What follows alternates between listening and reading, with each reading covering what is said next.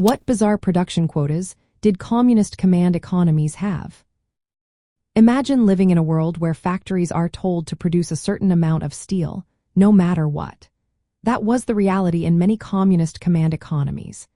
These systems relied on central planners who set specific production goals for everything. They didn't just want more steel or more grain, they wanted impossible amounts.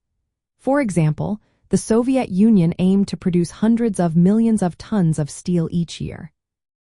Sometimes, they set targets so high that factories produced low-quality steel just to hit the numbers.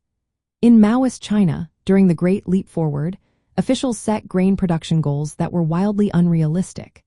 They wanted farmers to produce enough rice and wheat to feed the entire country, but these targets often led to overreporting and shortages.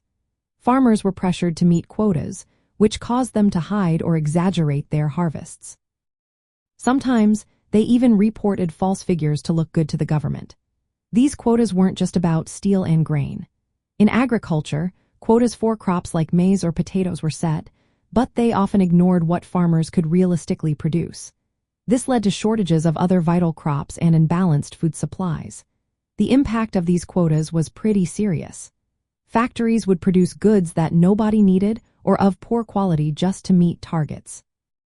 Workers had little motivation to improve their work because their rewards didn't depend on performance.